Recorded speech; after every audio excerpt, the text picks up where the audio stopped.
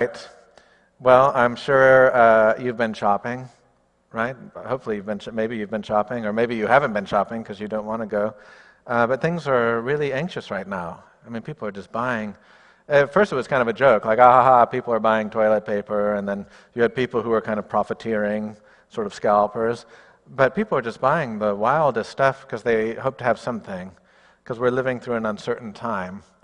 And even though it doesn't appear to be rationally necessary, there's something. In fact, someone in the first service said they were at Costco yesterday, and they said it's weird because, like, the people around you, once you get in line, they're kind of like your allies. Like, you're like, hey, we're in this together.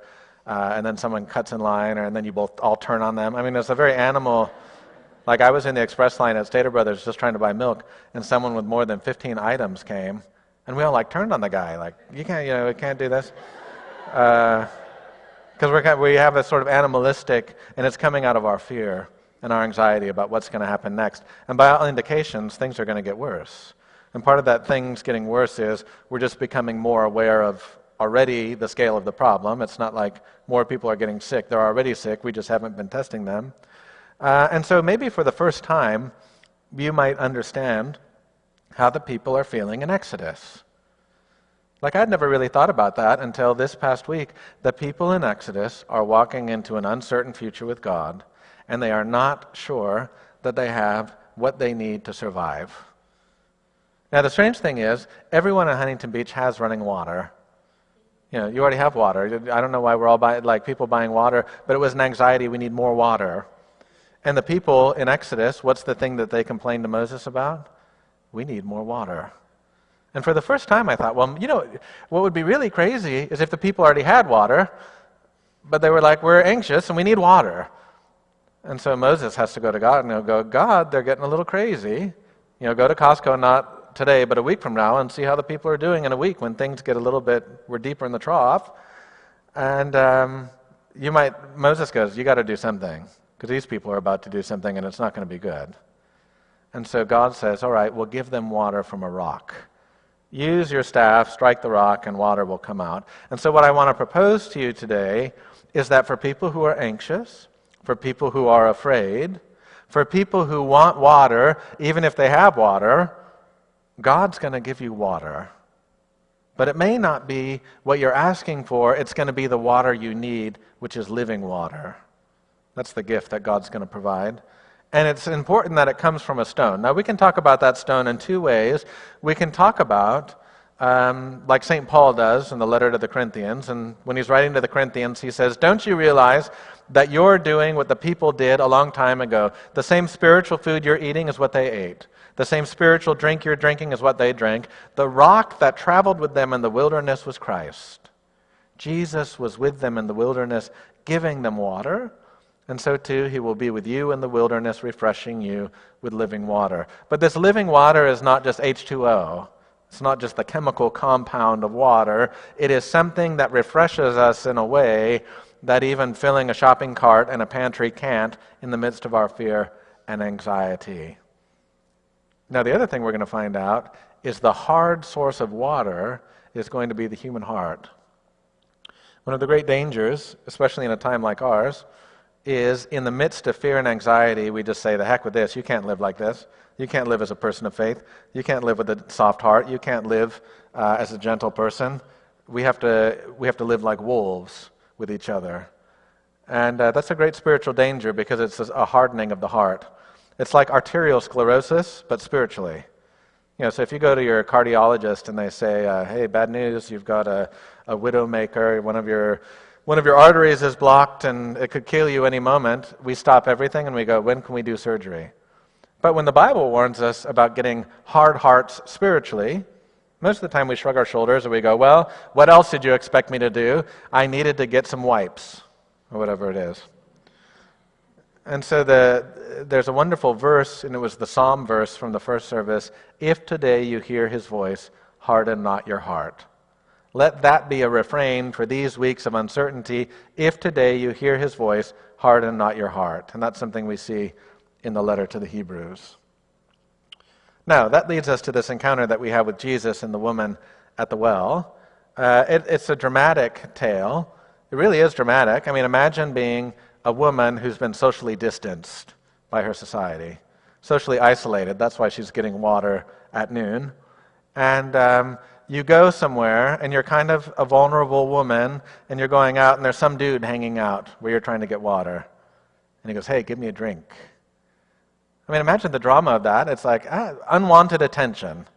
I don't know if any women here have ever had unwanted male attention. But I think that's what she's thinking, like, oh, great. How do I do this? And then she kind of puts him off a little bit, going, you shouldn't ask me. I'm a Samaritan and you're a Jew. And then he goes, just give me the water. Give me the water. And then she goes, well, you didn't bring anything. You came to a well without anything. I mean, those early moments that she and Jesus are talking, I think, have a little bit of social tension because she's trying to figure out, what does he want from me? Or what's he going to take from me? And so they're at this well of Jacob, a place where you've received water for a long time. It's 40 meters down. It's still there. You can go visit it if you ever go on a tour to Israel. And she says, you can't get water. You didn't bring a bucket. You didn't even bring a jar. And now you want me to do it? We don't talk to each other. So think about a person who's been socially isolated, not because they're afraid she's going to give the coronavirus to her people, but they've decided that she's a source of pollution for her city and for her religion. And so they've isolated her. Not just distanced her, but isolated her. And in that isolation, she's out getting water, and then she meets some strange dude that starts encountering her and talking to her, someone from a different group where there isn't a bridge between the two people. And all of a sudden, he says, if you knew who I was, you would be asking me for living water. And then she's like, what the heck? Like, what is this conversation that we're having with this guy who's kind of staring at me intently and who's talking about living water? This will be the interesting juxtaposition of the story that Jesus is telling her, I'm not talking about H2O. I'm not talking about bottled water. I'm talking about the idea that within each person, God has set up an artesian spring, a literal well of water, and the fountainhead is gunked up. It's clogged. It's filled in. Like if you've ever had a sprinkler head covered with mud, or if you've ever had a source of water, even just like the aerator on your faucet gets filled with minerals, and you have to clean it out. There's an idea that the effect of sin on the human being is we had this source of water within us that's been clogged and calcified and isn't refreshing us, and so we're dry and thirsty. And so Jesus tells her, I'm coming not to draw water out of a well or to do things with buckets. I'm coming to make the water, the living water, flow. And this is the difference between living water and standing water. Standing water, stagnant. Think about the mosquito vector control of the county. No standing waters. We don't want West Nile virus. How quaint in the time of coronavirus, West Nile virus. But standing water is dangerous. Standing water smells. Go to the Salton Sea and see all the calcified fish on the side of the beach. Living water is water that flows, water that refreshes, water that cleanses. And so Jesus starts to talk to her about the source of living water. And this idea that living water is coming to us out of a spiritual potential that God built in us but needs to be repaired. And this is the work of our salvation. This is the work of our redemption, that for people who are afraid, people who are anxious, God will water their fear and anxiety with living water that will just cleanse it and wash it all away. Now, the interesting thing is that when Jesus starts talking to her about living water, he identifies himself with God who spoke to Moses. When he says, they start talking about Messiah, and then he says, I am. Now in the Bible translation here, they translated it, I am he. I don't know if Jesus, I am he, which is grammatically correct. But if you look at the two Greek words, he says, I am. That's it.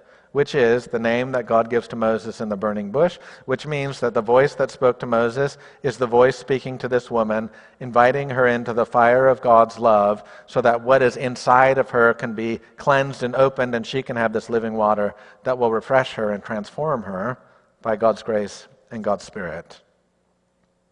Now, part of the healing that Jesus brings is very individual.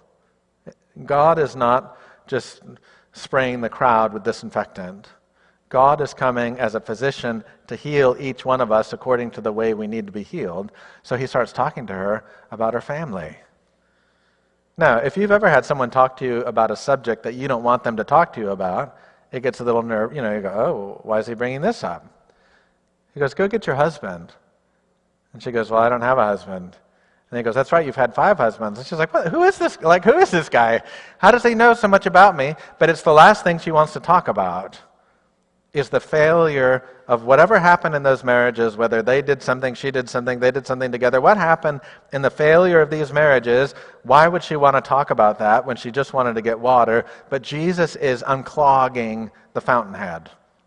Jesus is opening up the space that had been compacted through shame or through hurt or through pain or whatever. So when we went through that little exercise of talking about who we need to forgive or be forgiven by, that is God cleansing the fountainhead so that living water can come up, the living water that is promised through God's Spirit.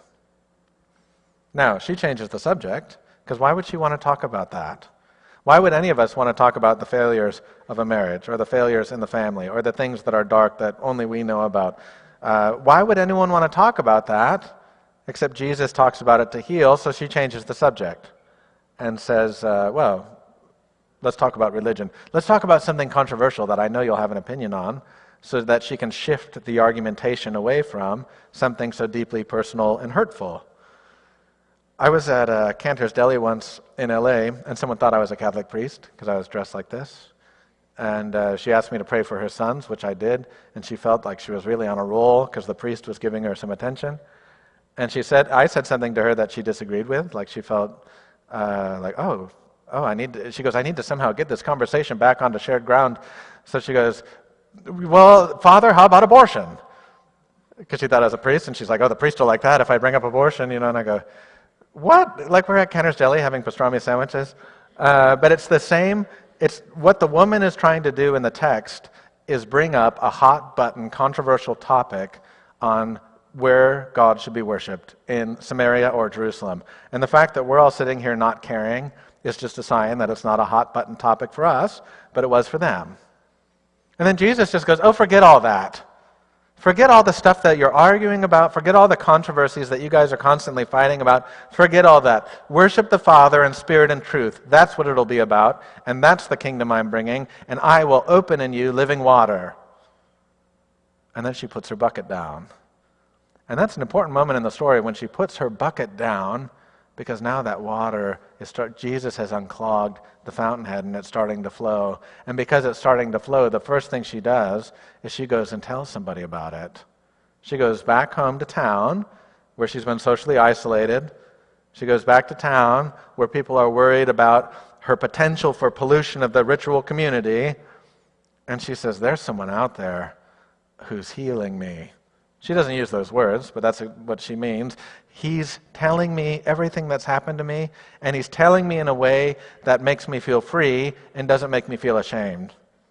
We might say that's the difference. When people bring up things from our past, if somehow it's part of our healing, that's the work of God's Spirit. If it's somehow something to burden us and make us more ashamed, that's not from God, and we have to reject that voice.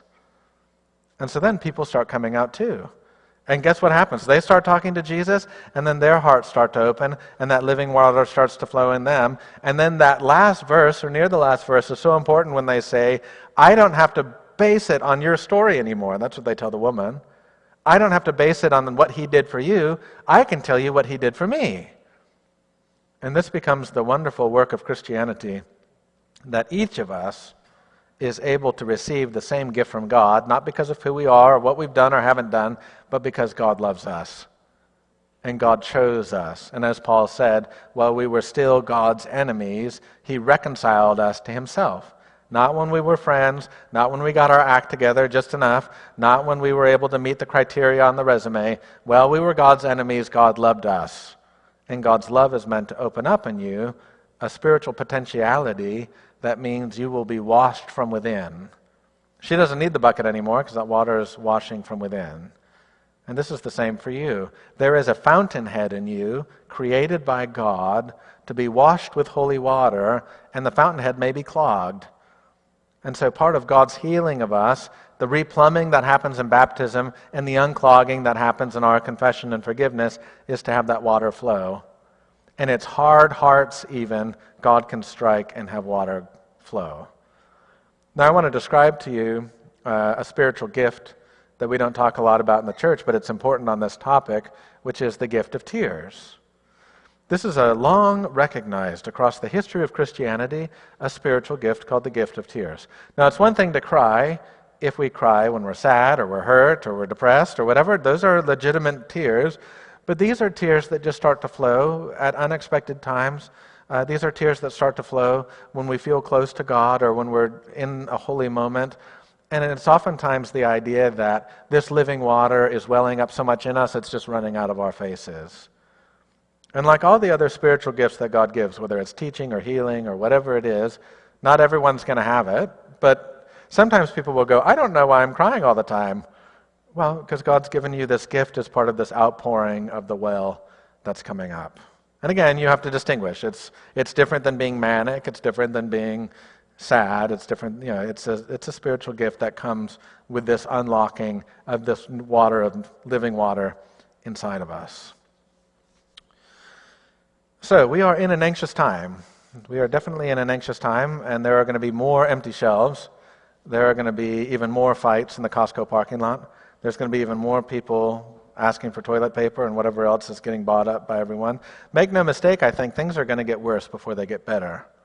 But as God's people, we are called to navigate these days with hearts that are not hardened. And even if our hearts do get hardened, to trust that they can get struck and living water can come out. And this water that God provides by His Spirit is a water that means our anxieties and fears are not the truest thing about who we are, but rather that this has been unlocked in us for the refreshing of ourselves, for the encouraging and refreshing of others as they experience the goodness of God and His love. Amen.